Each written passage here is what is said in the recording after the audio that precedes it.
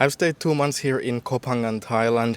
As you have seen in my other videos, it's absolutely a paradise. But what about all the negatives? I will tell you my honest review in this video.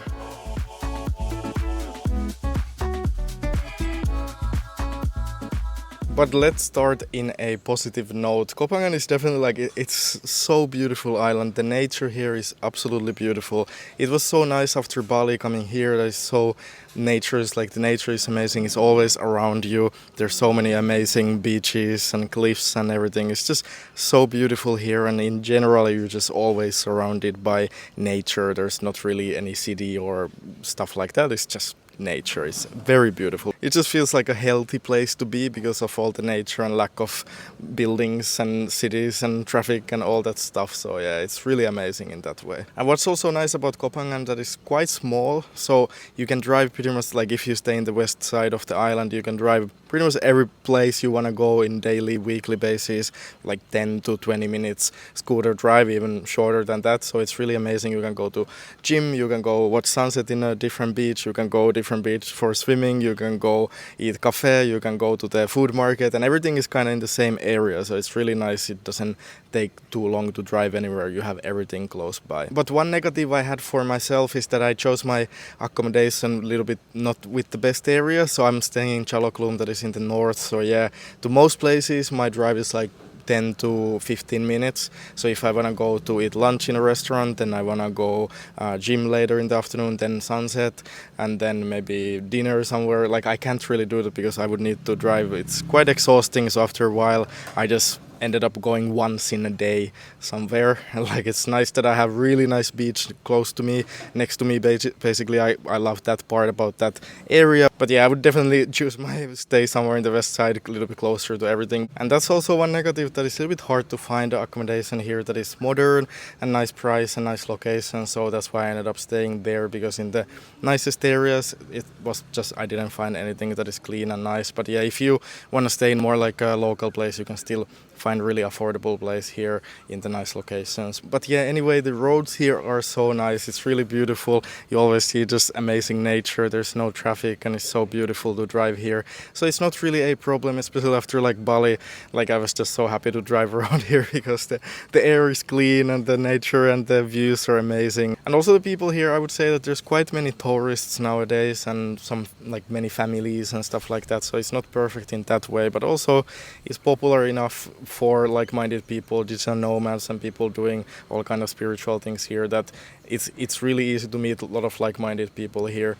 And that's also something I was surprised. I didn't know that Koh Phangan is so good place to travel alone, because there's actually a lot of people traveling here alone and everybody are like keen to meet each other. So making new friends here is very easy. The community here is really nice and close. There's a lot of people going to the same places. Like on Fridays, everybody go to this Zen beach for this drum event, and there's sort of like the aesthetic dance, and people kind of go to Xantiva also. Most people go to the same gym and spa, so you end up meeting the same people all over again and everybody know each other. So it's really nice, but somehow I still don't feel that connected to the people and everything around me on this island. Maybe it's because it's not so business focused like in Canggu. Everybody just, I love that part about Bali, that everybody's just starting businesses left and right, and yeah, you can really learn so much from other people, and it's also about healthy living there. But yeah, maybe that's why I don't feel so connected somehow, because people are not so much about that. And also the local people here don't speak English that much, so maybe that's also one reason why I feel a little bit disconnected from the people around here on this island.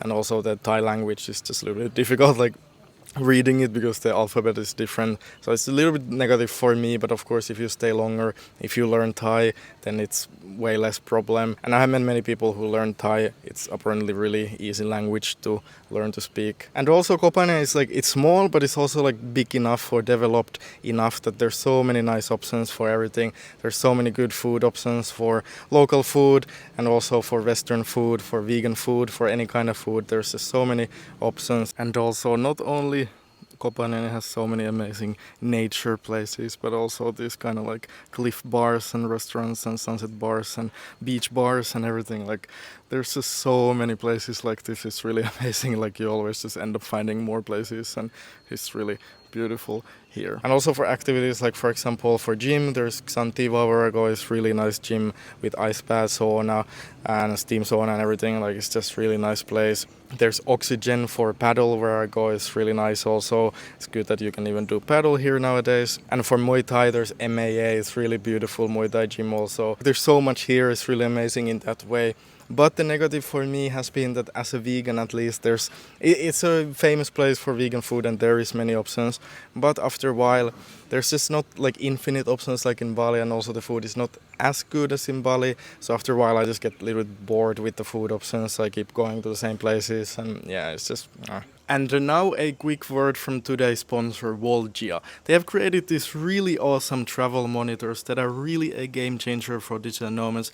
We all know the benefits of this lifestyle, but the struggle is you always change Airbnbs and you can't really buy an external monitor. Many work tasks really would benefit from having some extra screen space, so this is really amazing. You can finally work comfortably anywhere. It's really so much more ergonomic for your neck also to have the screen a little bit more up like that. And the Volgia monitor is very bright, so you can even use it outside. And it's also very portable, so it's perfect for this lifestyle.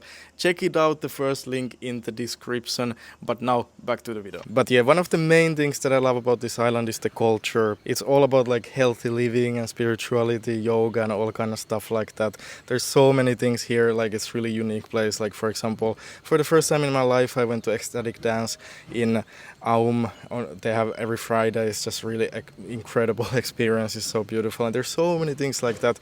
It's just like you never done before, you never seen before, and it's just really cool. And also, of course, the Muay Thai is like a big culture here. Also, there's a lot of gyms, and also there's fight nights every week in the town, and it's just really nice also to immerse into that culture. And it's really nice, like in every place where I go, I love to have some kind of unique things like this. You can really focus and like learn new things, and it's just experience life in a different way. And what about the cost of living here? I would say that it is still really good, like compared to Western countries. Of course, it's really affordable here.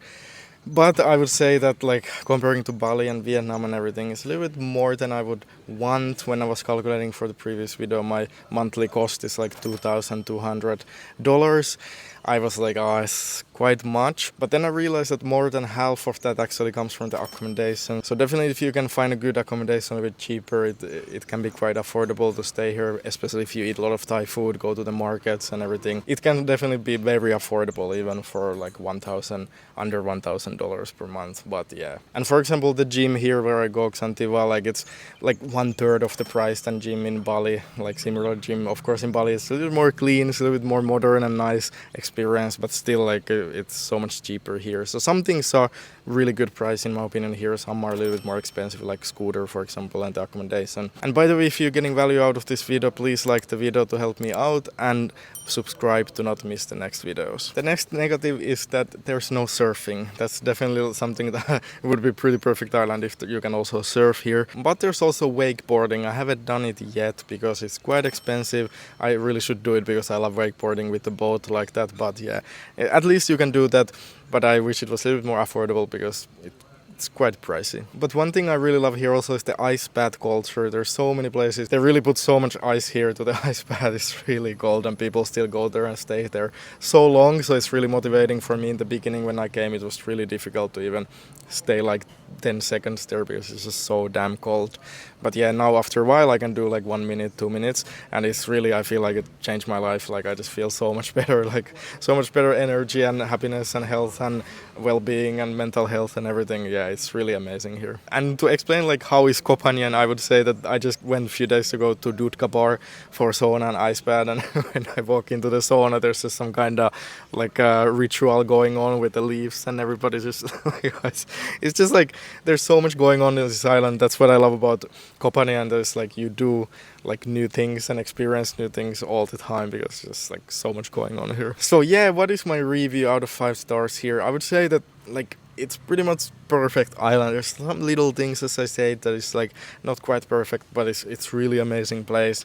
So I would give it a 4.7 out of 5. It's really amazing place. Let's see how it will develop the next years. Hopefully the development keeps being like in a good way, not in a bad way, and hopefully the people attracted to this island are good kind of people, not bad kind of people.